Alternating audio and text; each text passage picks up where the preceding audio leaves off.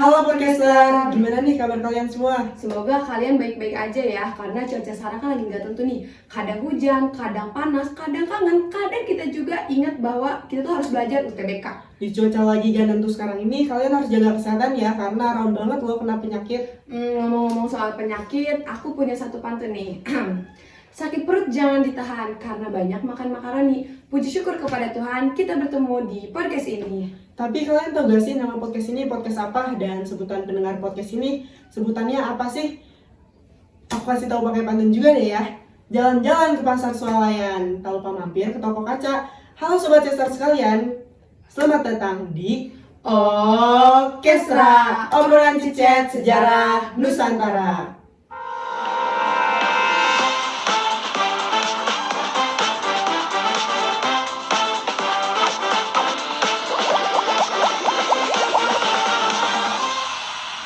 Anyways, nama podcast ini kan udah dikasih tahu yaitu Orkestra, dan nama buat yang ngedengerin podcast ini juga kan udah dikasih tahu tadi yaitu Sobat Kestar. Tapi nama kita berdua belum gak sih? Iya, kita belum kenalan. Langsung aja kali ya. Halo Sobat Chester, kenalin aku Reksa Foxenwar. Dan aku Sophia Hertunisa. Kita berdua yang akan menjadi host pada Orkestra episode perdana ini. Nah, di sini kita gak cuma ngobrol berduaan aja, karena kita juga udah ngundang 2 bintang tamu nih.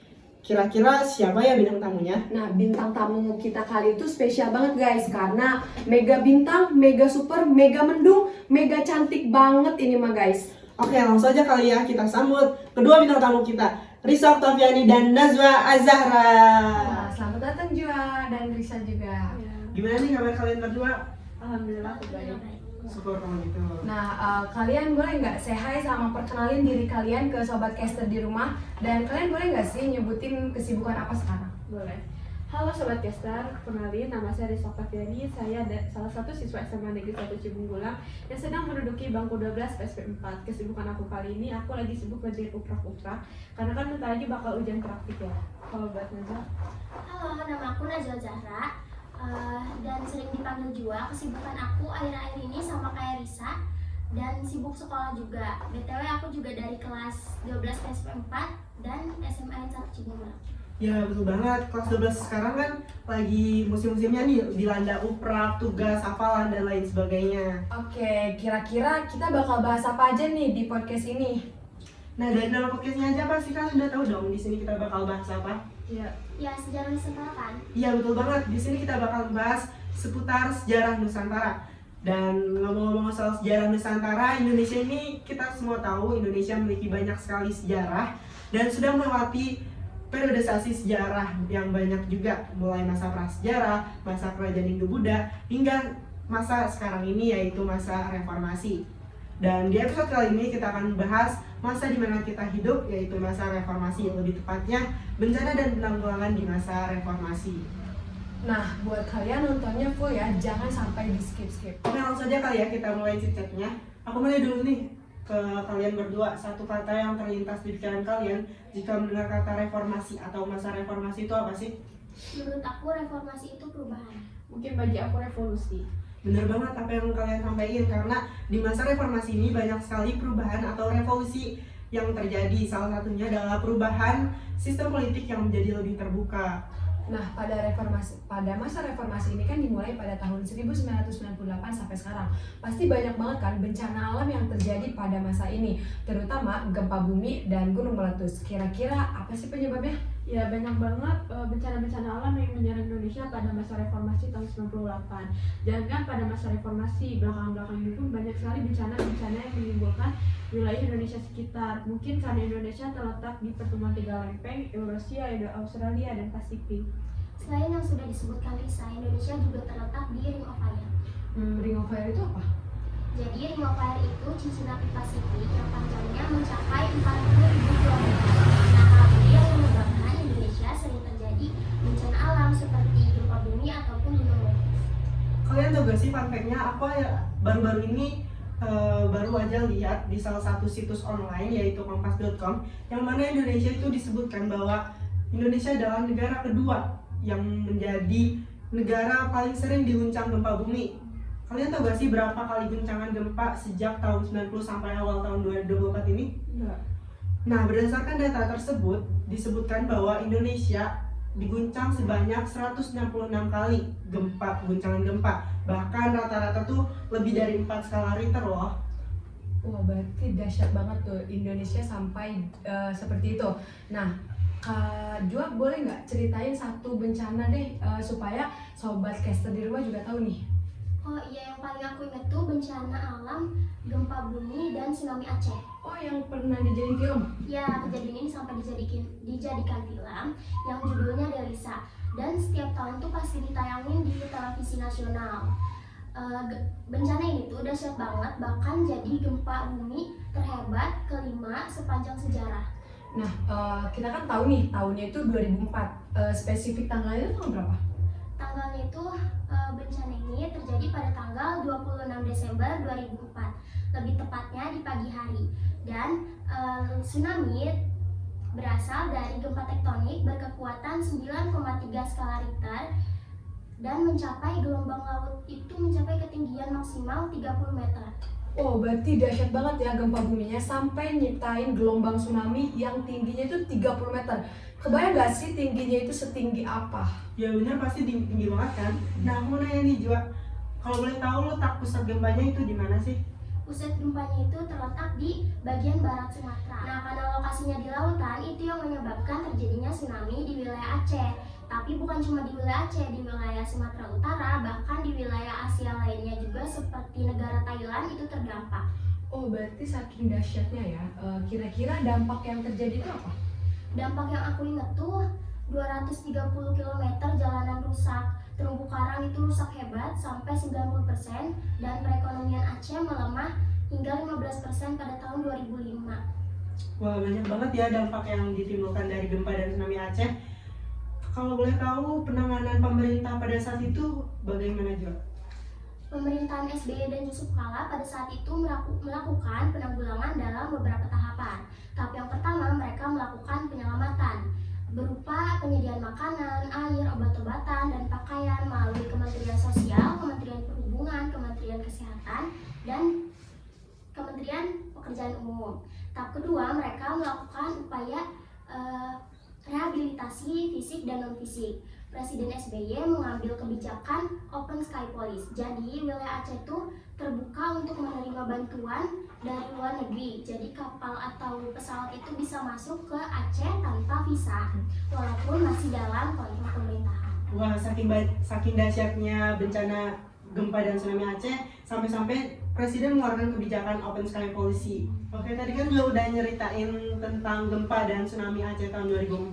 Nah, sekarang giliran Risan nih, apa yang kamu mau ceritain? Bencana apa dan penanggulangannya seperti apa? Nah, selain ada gempa dan tsunami pada Aceh tahun 2004 yang sudah Jua jelasin, ada juga gempa dan erupsi Gunung Merapi pada tahun 2006 yang melanda Yogyakarta. Setahu aku Gunung Merapi itu gunung yang paling aktif di Indonesia kan. Nah, Gunung Merapi itu udah berapa kali erupsi selama masa ini? Iya, benar banget. Gunung Merapi adalah salah satu gunung teraktif yang dimiliki Indonesia. Selama masa reformasi, dia sudah melakukan 3 kali erupsi, diantaranya pada tahun 2006, 2010, dan 2021. Dari ketiga erupsi itu mungkin kamu bisa ceritain salah satunya. Mungkin aku bakal jelasin erupsi yang pertama aja kali ya. Jadi pada tanggal 27 Mei 2006, hari itu di mana terjadinya gempa tektonik yang berkekuatan 6,3 skala Richter yang berlangsung selama 57 detik pada pukul sekitar jam 6 kurang 5 menit waktu Indonesia Barat. Nah, karena adanya gempa tektonik penyebabnya yaitu pergeseran lempeng, maka ia pun mengganggu aktivitas Gunung Merapi hingga menjadi erupsi. Karena sebelum adanya gempa, ia emang sudah berstatus siaga pada selama 32 hari dan berstatus awas pada tanggal 13 Mei 2006. Kenapa sih kita bisa nyatakan ia berstatus awas? Karena adanya ditandai dengan guguran lava pijar yang diikuti oleh awan panas dari Gunung Merapi menuju lereng gunung.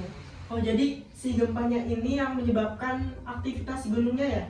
Iya, bukan hanya mengganggu aktivitas gunung, getarannya pun menimbulkan banyak korban jiwa dan korban luka. Kementerian Pekerjaan Umum mencatat ada 570.490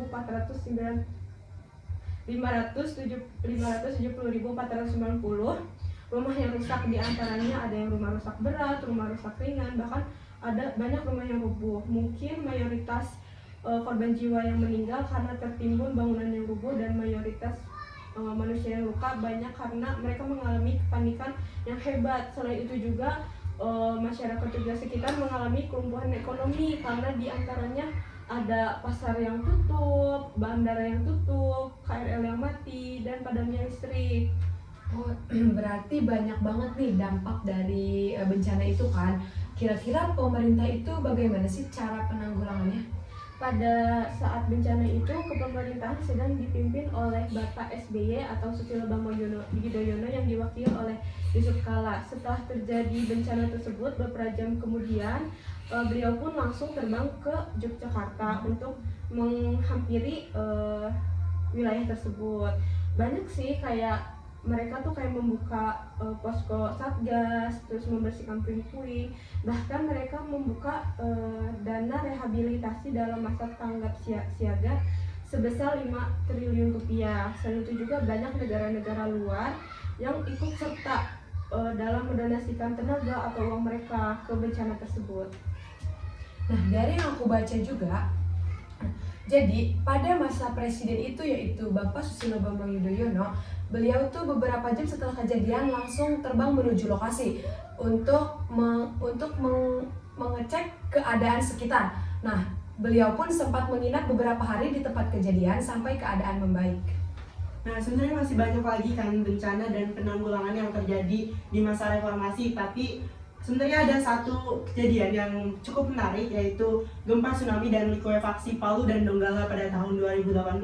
Pada saat itu di masa kepemimpinan Bapak Presiden Joko Widodo dan Yusuf Kala. Tapi karena waktu yang udah mau sore juga, jadi kita mungkin cukupkan aja kali ya. Tapi sebelum kita tutup atau akhiri podcast ini, kita mau nanya dulu nih ke kalian berdua. Mungkin kalian bisa sampaikan kesan selama podcast ini ataupun mau menyampaikan pesan untuk Sobat Caster di luar sana. Mungkin bagi aku bakal nyampein pesan, buat kesannya bakal disampaikan sama temen aku Jua. Bisa dimulai dari Jua dulu. Jadi kesan aku setelah diundang ke podcast ini tentunya seneng ya, karena ketemu pas yang baik-baik dan dapat insight baru tentang sejarah pada masa reformasi dari Risa dan teman-teman. Nah, buat pesannya dari aku, kalian harus selalu berhati-hati dimanapun kalian berada, kapanpun itu, dan dimanapun kayak harus selalu taat dalam peraturan di sekitar, karena jangan sampai kita kekeh kayak kemarin kan banyak korban jiwa yang disebabkan oleh erupsinya Gunung Merapi, karena sudah dari jauh-jauh hari dihimbaukan kepada masyarakat kalau tidak boleh mendaki gunung tersebut, namun masih ada saja orang-orang yang kekeh untuk mendaki gunung tersebut. Alhasil pada erupsi kemarin menimbulkan banyak korban jiwa yang sedang mendaki. Ya betul banget, kita semua harus dengerin apa yang disampaikan oleh atau himbauan yang disampaikan oleh pemerintahan setempat. Walaupun bencana alam itu sulit diprediksi, tapi setidaknya kita selalu antisipasi terhadap bencana yang akan terjadi.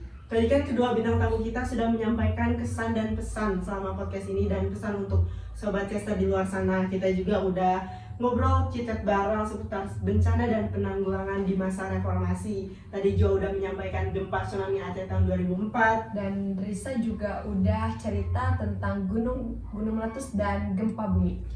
terus kita juga tadi udah sempat menyinggung nih soal kejadian tahun 2018, yaitu gempa tsunami dan likuifaksi tahun 2018 di Palu dan Donggala. Nah, terima kasih banyak Risa dan Jo udah mau hadir di podcast ini. Terima kasih Kak Risa. Ya, sama-sama. Terima kasih juga.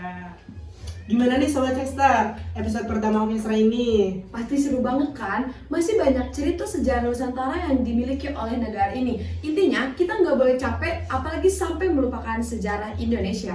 Dan kalian harus ingat pepatah yang pernah disampaikan oleh Bapak Insinyur Soekarno, Presiden pertama Indonesia, yaitu jas merah, jangan sesekali lupakan sejarah. Saya Reksa Faksanwar, Dan saya Sophia Hurtunisa. kita pamit undur diri. Terima kasih dan sampai jumpa.